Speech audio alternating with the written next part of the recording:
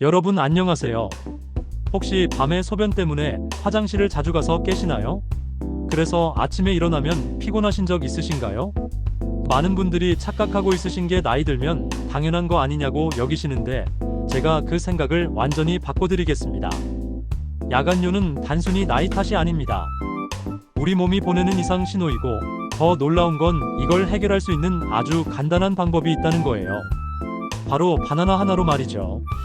오늘 영상에서는 야간뇨가 왜 생기는지부터 바나나가 어떻게 이 문제를 해결하는지 그리고 가장 중요한 올바른 섭취 방법까지 완벽하게 알려드릴게요.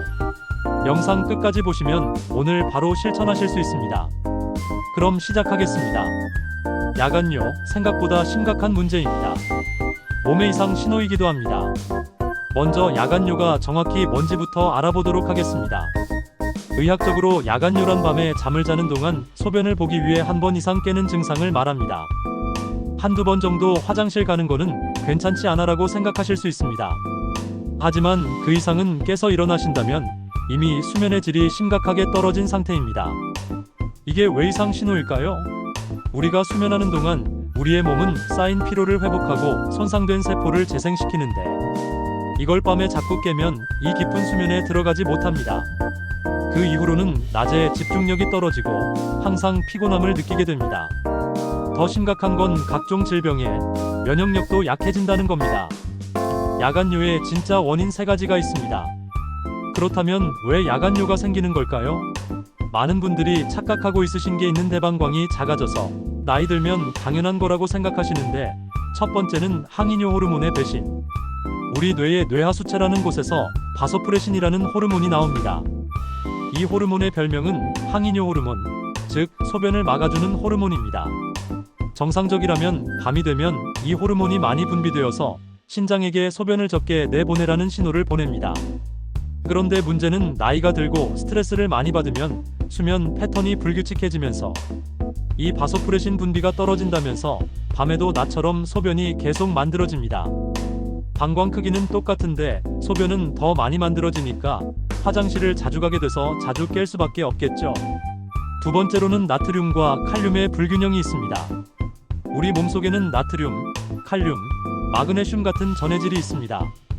이것들은 몸속 수분 균형을 조절하는 아주 중요한 역할을 하고 있습니다. 하지만 요즘 사람들은 어떤가요?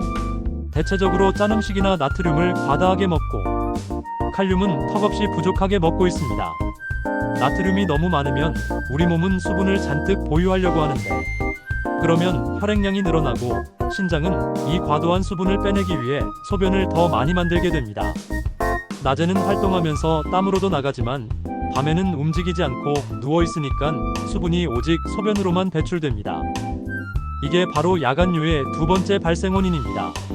세 번째는 예민해진 방광입니다. 방광은 소변을 저장하고 그 벽이 근육으로 되어 있습니다. 이 근육이 적절히 이완되어야 소변을 많이 담을 수 있고 적절히 수축해야 소변을 완전히 비울 수 있습니다.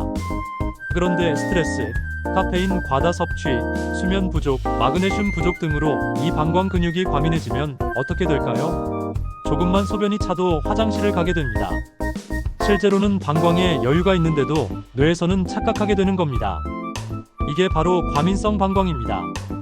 이 세 가지가 원인이 작용해서 야간뇨가 발생합니다. 그렇다면 이 세 가지를 동시에 해결할 방법이 있습니다. 바로 바나나입니다. 이 바나나는 단순한 과일이 아닙니다. 바나나 하면 떠오르는 거는 운동선수들이 대부분 먹는 에너지 배터리입니다. 하지만 바나나에는 야간뇨를 해결해주는 필요한 세 가지 핵심 성분이 들어있습니다. 바로 칼륨인데 칼륨은 나트륨을 쫓아내는 성분이 있습니다. 바나나 한 개에는 약 400mg의 칼륨이 들어있습니다. 이 칼륨이 우리 몸에 들어오면 나트륨을 몸 밖으로 배출하는 걸 도와줍니다. 나트륨과 칼륨은 균형을 맞춰줘야 합니다. 칼륨이 충분해지면 신장은 과도한 나트륨을 효과적으로 배출하고 그렇게 되면 많은 수분을 보유할 필요가 없어집니다. 결과적으로 밤에 만들어지는 소변의 양이 줄어들게 됩니다. 그리고 바나나에는 약 30mg의 마그네슘이 들어있습니다. 바나나를 매일 규칙적으로 먹으면 근육을 이완시켜줍니다. 이게 방광 근육에 작용하게 되면 긴장된 근육이 이완되면서 방광이 좀 더 여유있게 소변을 저장할 수 있게 도움을 줍니다. 조금만 시간이 지나면 신호를 보내던 예민한 방광이 침착해지는 효과를 볼 수 있습니다. 그리고 바나나에는 트립토판이라는 아미노산 성분이 있습니다. 이게 우리 몸에 들어오면 세로토닌으로 바뀌고 세로토닌은 다시 멜라토닌으로 전환됩니다. 멜라토닌은 수면 호르몬입니다. 멜라토닌이 충분히 분비되면 수면의 질이 좋아질 뿐만 아니라 앞서 말한 바소프레신 호르몬의 분비도 촉진됩니다. 바소프레신이 제대로 나오면 밤에 소변 생성이 줄어들게 되고 수면의 질을 높이면서 동시에 야간 소변 생성을 억제하는 이중 효과를 주는 겁니다. 정리하면 바나나의 칼륨은 수분 균형을 바로잡고 마그네슘은 방광을 진정시키며 트립토판은 수면과 호르몬 시스템을 정상화합니다. 이 세 가지가 동시에 작용하니까 야간요 개선에 엄청나게 효과를 주게 됩니다. 제대로 먹어야 효과 봅니다. 자, 이제 가장 중요한 부분입니다. 바나나를 그냥 아무렇게나 먹으면 안 돼요. 제대로 효과를 보려면 방법이 중요합니다. 마지막으로 어떻게 먹어야 효과를 볼 수 있을까요? 잠들기 23시간 전에 드시거나 저녁 8시쯤이 적당합니다. 이 시간에 먹어야 소화가 잘 되고 효과가 가장 잘 됩니다. 그리고 바나나를 따뜻하게 드셔야 되고 절대 냉장고에서 꺼내 드시지 마시길 바랍니다. 차가운 바나나일수록 소화에 부담이 되고 몸을 긴장시킬 수 있습니다. 따뜻한 바나나일수록 소화가 훨씬 잘 되고 위장을 편안하게 해주며 몸 전체를 이완시킵니다. 특히 마그네슘의 흡수율이 높아지게 됩니다. 이런 바나나가 모든 사람에게 다 좋은 건 아닙니다. 특히 이런 분들은 주의하시길 바랍니다. 신장 질환자로 콩팥 기능이 떨어져 있어서 칼륨이 몸 밖으로 잘 배출되지 않습니다. 혈액에 칼륨이 쌓이는 고칼륨혈증은 심장 박동에 영향을 줄 수 있어서 위험합니다. 꼭 의사와 상담하시길 바랍니다. 칼륨 보존성 이뇨제 복용자 이 약은 칼륨을 몸에 남게 하는 약인데 여기에 칼륨이 많은 바나나까지 먹으면 칼륨 과다가 될 수 있어서 고혈압 약이나 심장약 중 일부가 이런 약이니 확인해 보시길 바랍니다. 언제쯤 효과가 나타날까요? 오늘 먹으면 내일 바로 좋아지나요? 솔직히 말씀드리면 아닙니다. 이건 약이 아니라 생활습관 개선입니다. 우리 몸의 전해질 균형을 바로잡고 호르몬 분비를 정상화하는 데는 시간이 필요합니다.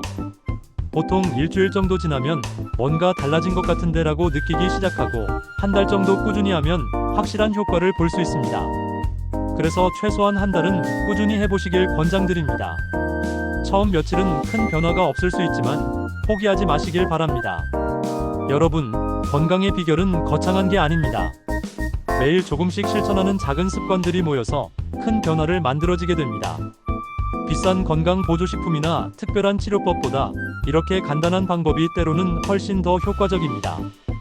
바나나는 우리 주변에서 쉽게 구할 수 있고 가격도 저렴하며 맛도 좋습니다. 이런 평범한 과일 하나가 여러분의 수면을 개선하고 삶의 질을 높여줄 수 있습니다. 오늘 밤부터 시작해 보시길 바랍니다. 일주일, 2주일, 한 달. 꾸준히 하다 보면 분명 변화를 느끼실 겁니다. 밤에 깨는 횟수가 줄어들고 아침에 일어났을 때 몸이 가벼워지며 낮 동안 활력이 넘치는 것을 경험하실 수 있습니다. 여러분은 여러분 건강의 주인입니다. 오늘부터 시작하세요. 그리고 하루에 바나나 한 개면 충분합니다. 혹시 바나나를 과다 섭취하시면 당분이 있는 과일이라 오히려 혈당이 급격히 올라갈 수 있습니다. 특히 당뇨가 있으신 분들은 반 개부터 시작하시길 바랍니다. 이 영상은 교육 및 정보 제공 목적이며 의학적 조언을 대체할 수 없습니다. 심각한 증상이 있거나 기저질환이 있는 경우 반드시 전문의와 상담하시기 바랍니다. 이상입니다. 구독과 좋아요 부탁드립니다.